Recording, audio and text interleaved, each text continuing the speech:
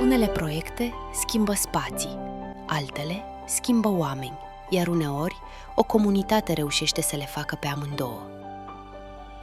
La Fundația Umanitară Asist, anul 2025 a fost despre implicare.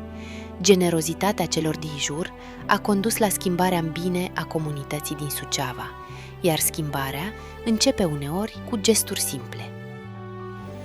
În 2025, educația a rămas pilonul nostru principal. Credem că o comunitate puternică se construiește prin profesori pregătiți și tineri încurajați să-și atingă potențialul. De aceea, am susținut excelența în educație și am oferit resurse educaționale moderne acolo unde era cea mai mare nevoie. Totodată, incluziunea a fost o prioritate în 2025. Prin cursuri de integrare a copiilor cu cerințe educaționale speciale în școli, am creat un mediu mai adaptat și empatic.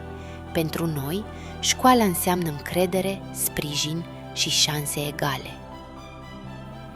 Grija pentru comunitate a însemnat și sprijin pentru sănătate. Caravana educațională Sănătate în Mișcare a continuat să ajungă în comunități rurale cu acces limitat la informații despre starea de bine. De ziua donatorului de sânge, ne-am unit pentru a oferi o șansă în plus la viață. În 2025, arta a devenit un limbaj al solidarității. Am fost mereu prezenți acolo unde valorile noastre prind glas, la spectacole de excepție, festivaluri și evenimente culturale care ne unesc și ne inspiră.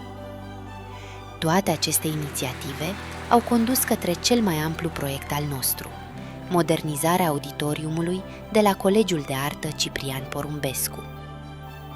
De la primele lucrări până la integrarea soluțiilor moderne de acustică și design, fiecare etapă a fost gândită cu scopul de a crea un spațiu demn de talentul local.